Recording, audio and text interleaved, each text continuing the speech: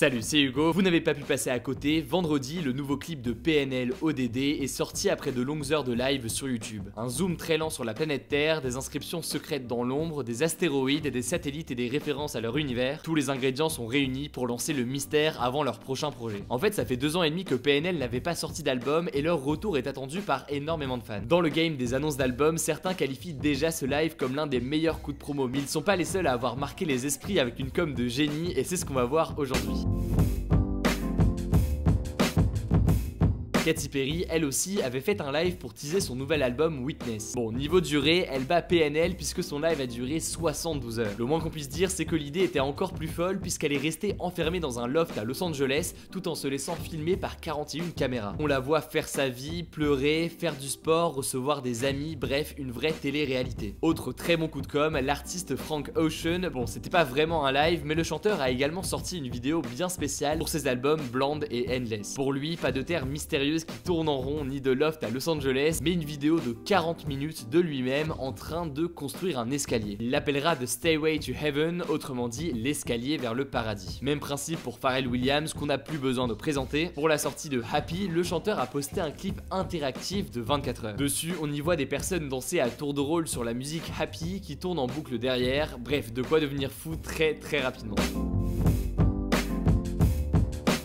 Il n'y a pas que PNL qui annonce leur nouvel album avec un clip très fat. Je pense notamment à Orelsan, il avait fait très fort il y a 2 ans avec la sortie de son clip Basique. J'imagine que vous voyez de quoi je parle, le clip tourné intégralement en plan séquence et qui se termine sur la vue en hauteur d'une masse de gens qui forment 3 nombres, le 20, 10, 17 et hop, la date de son album est annoncée. Mais à l'inverse, d'autres artistes préfèrent en dévoiler le moins possible et offrir à leurs fans quelques indices pour qu'ils devinent tout seuls.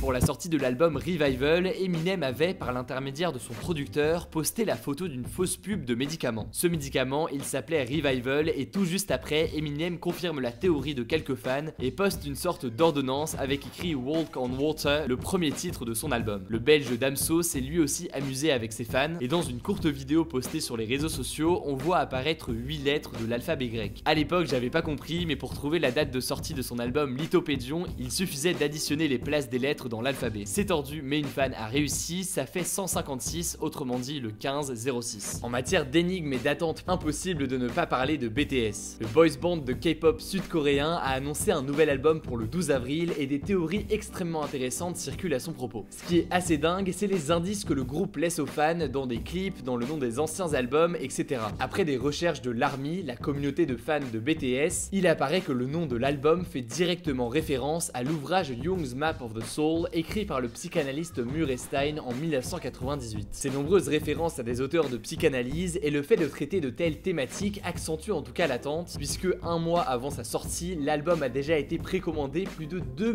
600 000 fois dans le monde, le tout en seulement 5 jours. Au passage, c'est un phénomène que je connais assez peu mais que je trouve très intéressant. J'aurai l'occasion de reparler de BTS dans une autre vidéo bientôt si jamais ça vous intéresse. Bon, heureusement, il faut pas se plonger dans 36 000 calculs pour comprendre la sortie de tous les albums. Pour dévoiler A Head Full of Dreams, Coldplay a par exemple placardé la ville de Londres avec des affiches d'un anneau arc-en-ciel sans annoncer que c'était eux. Puis ils ont posté la photo sur les réseaux et là c'est la surprise. Les Daft Punk eux aussi logiquement sont des as en matière de com. Pour annoncer Random Access Memories en 2013, après 8 ans d'absence, et oui c'est très long, ils ont créé une vraie hype autour de la sortie de l'album. Après un teaser de 15 secondes posté sur leur réseau, ils lancent une grande campagne d'affichage à Paris et aux États-Unis. Puis nouvelle vidéo, cette fois-ci d'1 minute, mais diffusée devant des milliers de personnes au festival Coachella aux États-Unis. À ce moment-là, le public hurle littéralement de bonheur. Et en fait, c'est souvent comme ça, plus l'attente est longue depuis le dernier album, et bien plus l'annonce est forte, mais parfois, et ça c'est intéressant, l'album n'est pas du tout attendu.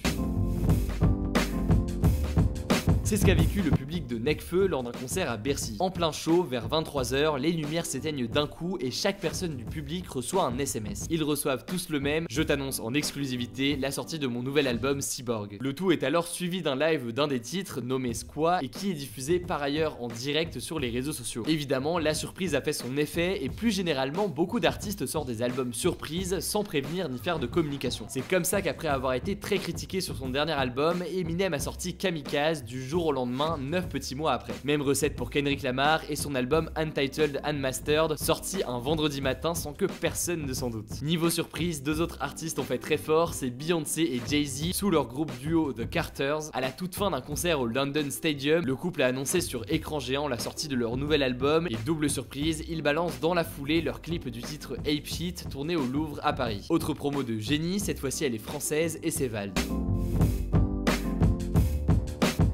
12 jours avant la sortie de son album Xe, une internaute du nom de Léa BSH débarque sur Twitter et prétend être l'ex du rappeur. Elle menace Vald de balancer l'album en avance et il lui répond avec de belles paroles que je vais pas prononcer histoire de pas avoir ma vidéo démonétisée. À ce moment-là, elle diffuse alors un lien avec toute la mixtape de 14 morceaux. Bon, là on a envie de dire pauvre Vald, mais c'est ça qui est génial. Dans une interview pour Konbini quelques jours plus tard, Vald avoue qu'il était derrière ce compte et qu'il a lui-même fait fuiter son album. Un incroyable coup de com' qui a trompé beaucoup de monde. Sinon, autre technique bien spéciale pour vendre son album, et bien c'est de ne pas le vendre tout simplement.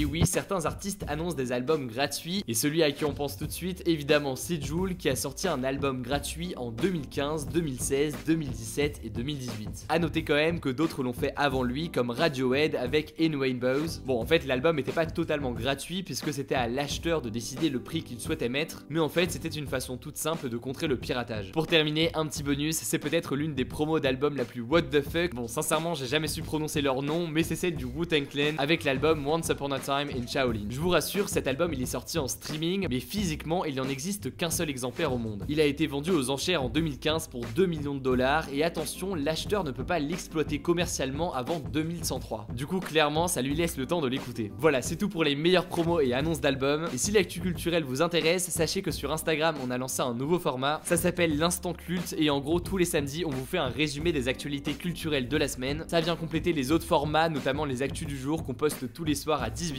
Vous êtes bientôt 100 000 sur ce compte, ça fait vraiment super plaisir. Et si jamais vous n'êtes pas encore abonné, et bah c'est très simple. Vous tapez Hugo Décrypte sur Instagram et vous allez le trouver. Autrement, je vous mets le lien dans la description. Si jamais vous pensez à un album et une promo dont je n'ai pas parlé, et bien balancez ça en commentaire. Vous pouvez logiquement pas tout mettre et je suis conscient que j'ai mis pas mal de rap. Donc voilà, balancez tout ça dans les commentaires. Je les likerai pour que tout le monde puisse les voir. Je crois que j'ai tout dit. On se dit à très vite.